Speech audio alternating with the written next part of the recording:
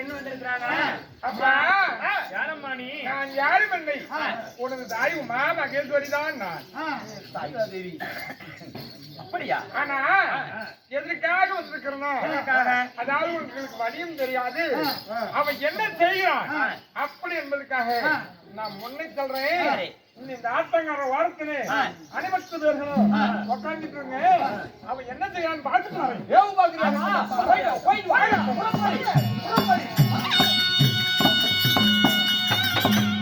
ஆனா இந்த வாதாபி சொல்றேன் ஏற்கனவே வரத்து வாங்கியிருக்கிறான். நான் எதுக்காக மோரி காட்சியாக உருவத்தை எடுத்தேன்னா, அவன் வரத்து வாங்கும் போது என்னை வெட்டினாலும் கொண்டாவோ ஒரு சொட்டு ரத்தம் இந்த மண்ணில் பட்டா என்னை போல் 1000 மரக்கர்கள் பிறக்க வேண்டும் என்று அவன் வரத்தை வாங்கியிருக்கிறான். இப்ப நான் என்ன செய்யறேன்னா, அவன் ரத்தமாக பட்டது இந்த மண்ணில் விழுந்தாதானே அவன் மாதிரி 1000 மரக்கர்கள் பிறப்பாங்க. மண்ணில் படாத வலிக்கு, மண்ணிலே படாத வலிக்கு நம்ம என்ன செய்ய போறோம்னா, மோரும் தயிரும் கொண்டு போகிறேன். இந்த மோரும் தயிரையும் அந்த ரத்னாவரி கோட்டையில் அந்த கோட்டை முழுவதும் மோரும் தயிரும் மண் இல்லாதபடியாக மோரும் தயிராக ஊத்துகிறேன், நிரப்புகிறேன்.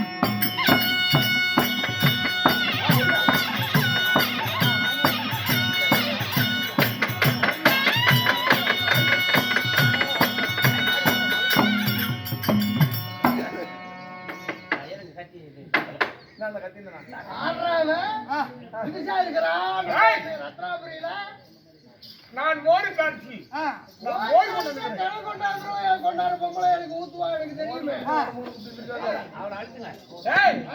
அதாவது மோர் காட்சியானவங்க மோர் கொண்டு வந்துக்கிறேன். நீ கேட்க நீ யாரா? அப்படி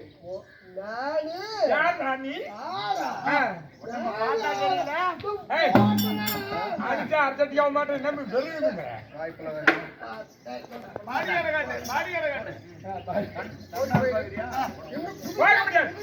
கொஞ்ச நாள் வேலை இருக்கிறது.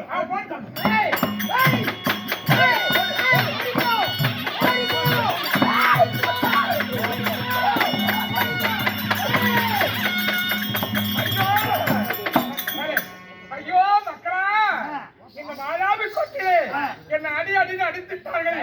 அப்பா படைய திரட்டி ஆச்சா படையாச்சி, அப்பா படையாச்சி.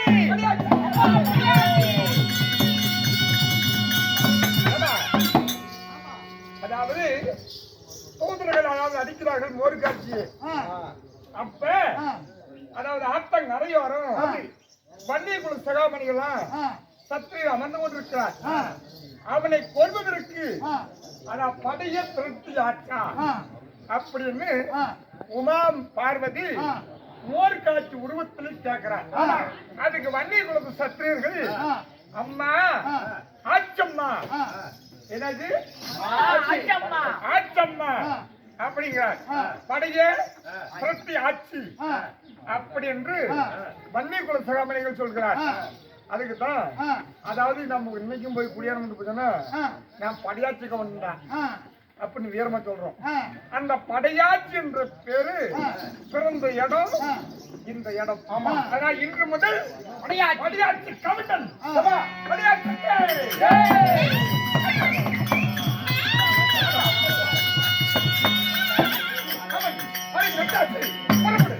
புறப்படுங்கள் அண்ணா, புறப்படுவாங்களா?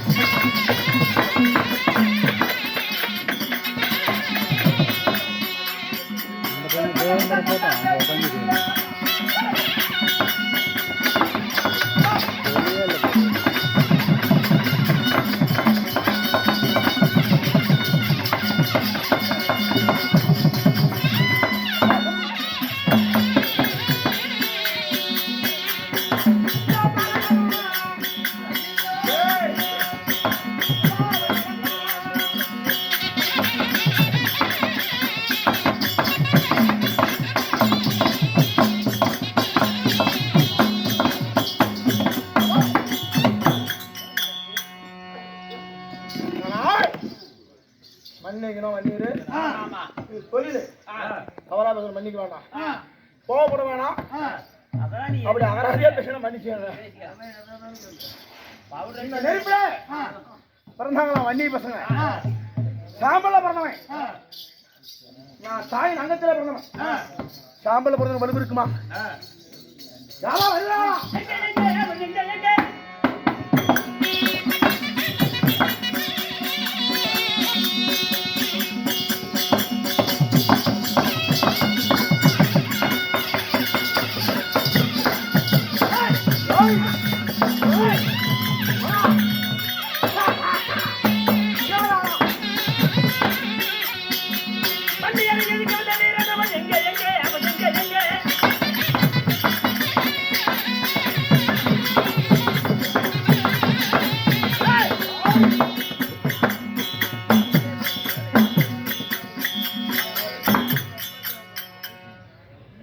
வலுக்குது.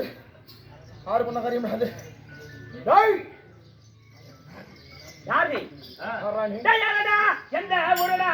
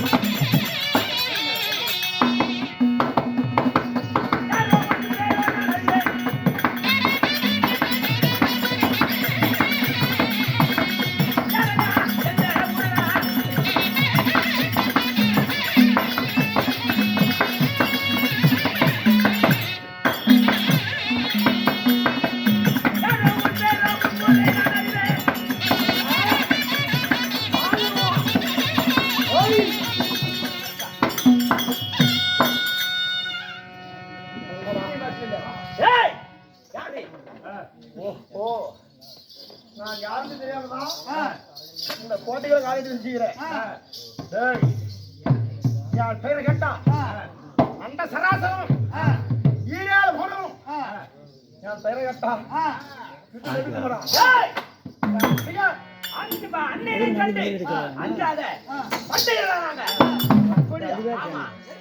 சரியா போச்சு. நீ அப்ப சொன்ன பாரு இந்த வண்டியை பசங்க பேரு நீ ஒருத்தன். நீ வன்னியன். நீ நெருப்புல பிறந்தவன். எரி சாம்பல்ல கரிய பிறந்தவன் நீ. நான் அப்படி இல்லை. வாதாபி இந்த மண்டலத்தில் அதிபதி வீராதி வீரன் அரகுலத்தே பிறந்த ஈவு இறங்க தெய்வ ஆச்சரியலாதவன் அப்பேற்பட்ட மகாவீரனுக்கு நான் முதல் புத்திரன். நான் செய்ய சோதனை ஒரே புத்திரன் முன்ன கடையில போன போய் முட்டிக்கும். அப்படியா? ரோட்ல புளியாங்க போய் வண்டிக்கு பாத்துட்டு தெரியாதியா? பாத்துக்கிறோம்பா. அது மாதிரி வச்சு கூட ஓடி போயிரு. பாதாபி அழிக்க வேண்டும். தேவர்களின் இலக்கத்தை நீக்க வேண்டும்.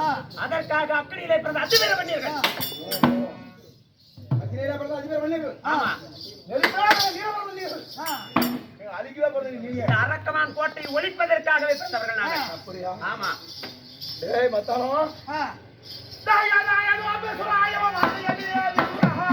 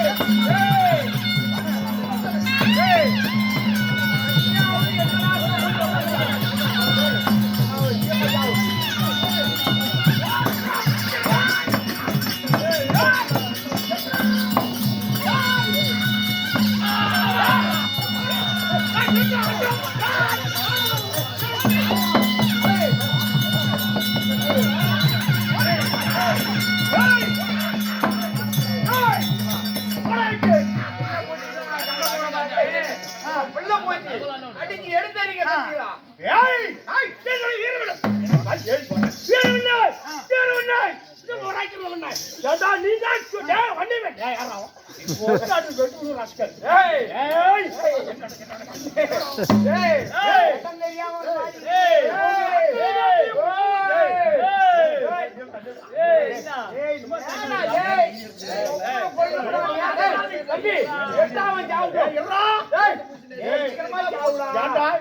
அறுத்து போட்ட அரவணைச்சு சாக மாட்டேன். கேட்டா 3 இளம முதல்ல வச்சுக்கிட்டு ஈரத்திரத்தை பத்தி என்ன கட்ட காக்கட்டையா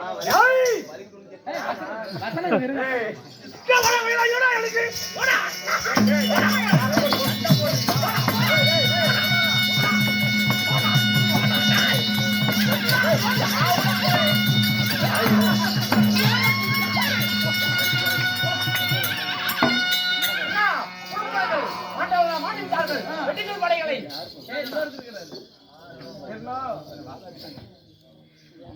அண்ணா வாடா தடிகளே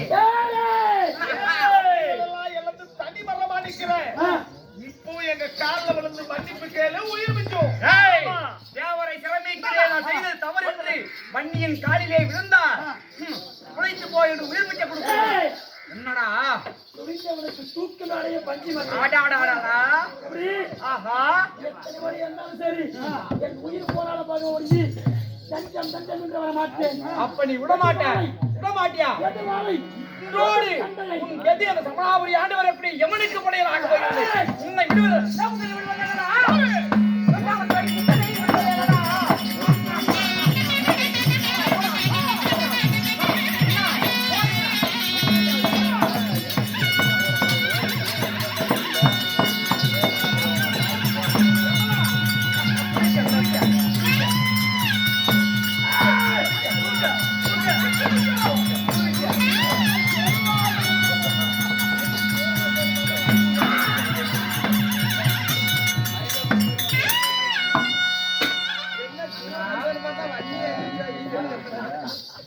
எங்க அண்ணன் இவ்வளவு பெரிய உடனே தூக்கி விட்டாங்க.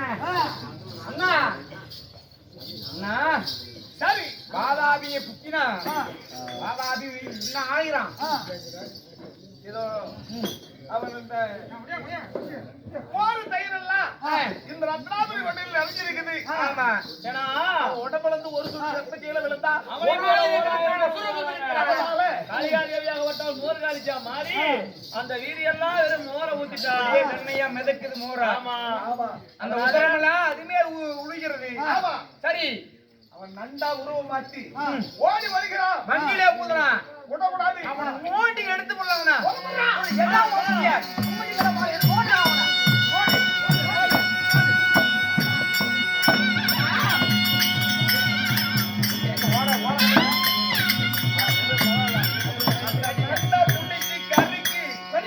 சாம்பலாக்கி திருடுகிறார்கள் நெத்தியில பட்டையாட்டுகிறோம். போயிட்டான் மம்முட்டி கடப்பார் எடுத்து இந்த வன்னீர்ல மணலிலே போந்த நண்டறியாத குளம் இல்லையா அந்த நண்டு போவாத இடத்து கூட இந்த வன்னியின் போய் அந்த நண்டு பள்ளி இழுத்து நண்டை நோண்டி அப்பொழுது நண்டை போட்டு தீக்கிறாங்க. தீக்கிறது என்ன வேணும்? ஓலக்கட்டை எடுத்தாத போறதுனால ஓலப்பள்ளி நண்டு கறிக்கு எடுத்து போன வன்னியை விடக்கூடாது. வன்னியே எடுக்கிறேன்னு சொல்லி அசுரரை கடிக்க நண்டு தின்னு பள்ளி. நண்டு தின்ன பள்ளி. ஆமா இன்னும் வன்னியனுக்கு நோண்டான்னு வேற சொல்லுவாங்க. வங்குல பிறந்த போன நண்டை கையை விட்டு நோண்டி எடுத்தா பாத்தியா அதனால அவனை நோண்டான்னு சொல்றாங்க. ஒரு இடி சொல்லி கடுக்கும் போட்ட மாதிரி இருப்பான் நண்டு வடிவான். அதையே புடிச்ச புடியா எடுத்துட்டு வந்ததுனால கடுக்கம் பள்ளி. ஆமா ஒண்டி வாதாபிக்கு ஒண்டனமே ஒண்டி பள்ளி. ஆமா ஆமா பயந்து ஒண்டியதுனால அவன் ஒண்டி பள்ளி. ஓட்டையில அசுரங்கள்லாம் கைப்பற்றிட்டோம். ஆமா என்ன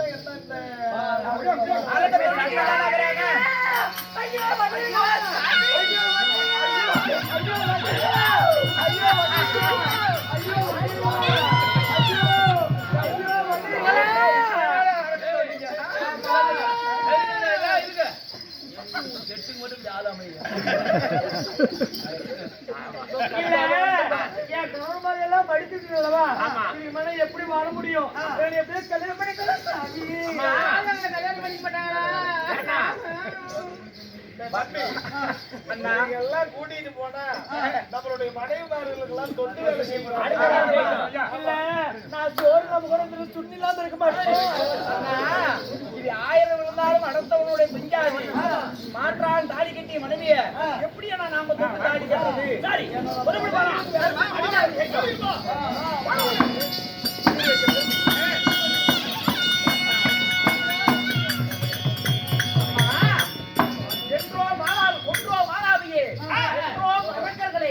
தேவரை சிறைமைட்டுமா அப்ப பாதாபி சோதனை கொல்ல சென்றபடியா மனைமக்கள் அதாவது வன்னியின் மனைவியே அண்ணியும் தொடக்கூடாதுன்னு நீ எந்த அக்கறையில் பிறந்தாயோ அதே அக்கறையில அதாவது 4 பேர் விழுந்து மடிந்து விட்டார்கள். ஆமா. எத்தனையோ முறை நான் எடுத்து சொன்னேன். ஏற்ற நாய் மட்டும்தான் வீடு திரும்பி வந்திருக்கு. மற்ற அடையாளம் 4 அடையாளமும் குறையாம இருக்குது. மடிய வேண்டாம்னு எத்தனையோ முறை எடுத்து சொன்னேன். ஆனா என் பேச்சு கேட்காம மீதி 4 பேருமே அக்கினி இறங்கி மாண்டு விட்டாங்க. எவ்வளவு தடுத்து நிறுத்தி அப்பா போனால் போகட்டும். ஒருவர் மட்டும் இருக்கிறார். அதாவது வன்னி குலத்திலே குழந்தை வாரிசு இல்லாமல் இதோடு போய்விடணும். உங்க 4 பேத்துக்கும் இருந்துதான் இருந்தாங்க. இந்த அரக்கட்சிகள் இருக்கிறாங்க. இவங்களை கல்யாணம் பண்ணுங்கப்பா. எப்படி நான் கட்டுறது? அப்பா இருந்தாலும் அடுத்தவனுடைய பெஞ்சாதி மாற்றான் தாலி கட்டி அவனுடைய மனைவி அவனை அவங்க முன்னாடி எப்படி நாங்க தாலி கட்டுறது? அதனால ஏற்கனவே அரக்கர் கட்டின தாலி கருத்துல இருக்குது. நாம எப்படி கல்யாணம் பண்ணுவது அப்படிங்களா? அவர் தாலியே கட்டின தாலி அறுத்து முன்கூட்டி அறுத்து முன்மயிர் அறுத்து என்ன பண்ண ஆக்கி அவையில தாலி கட்டு. ஆமா நீர் வைங்க. தாலி கட்டாது. ஆமா அவளுக்கு நீர் மட்டும் வை. அதான் வன்னீர்களுக்கு மனைவி அடக்க மாங்கல்யம். ஆனா கேளுங்க அவர்களே வைப்ப நீர் வை. என்ன பண்றது?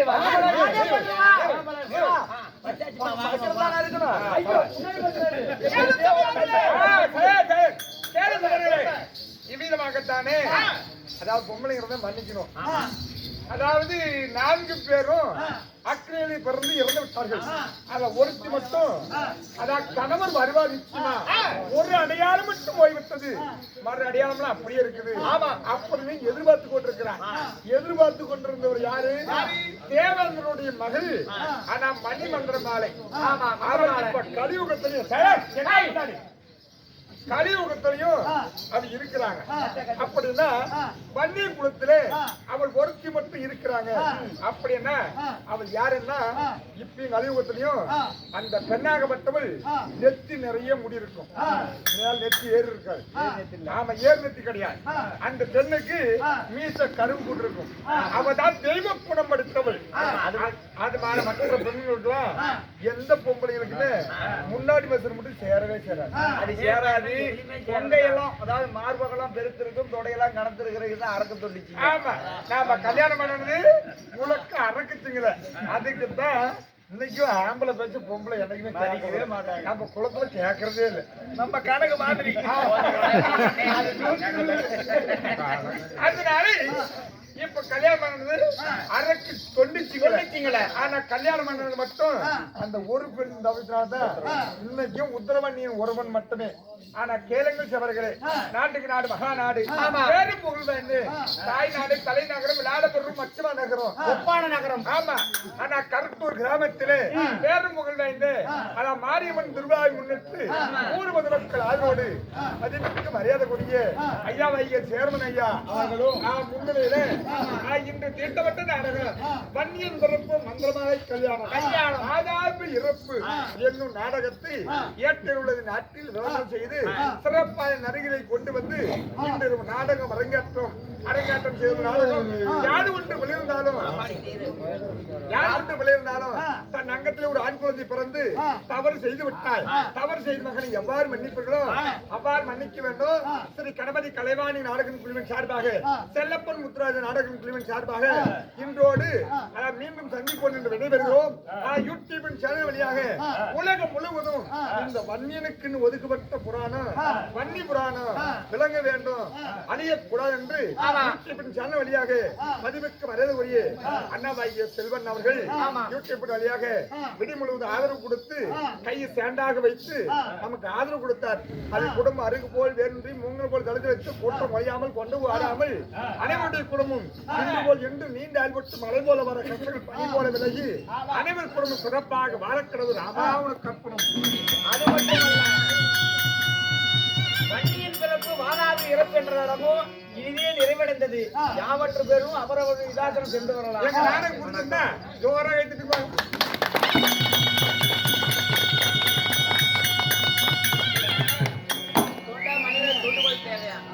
நம்ம சேர்மன் ஐயா அவர்களும் இந்த ஊர் பொதுமக்களும் இவங்க எல்லாம் எப்படி வாழ வேண்டும்?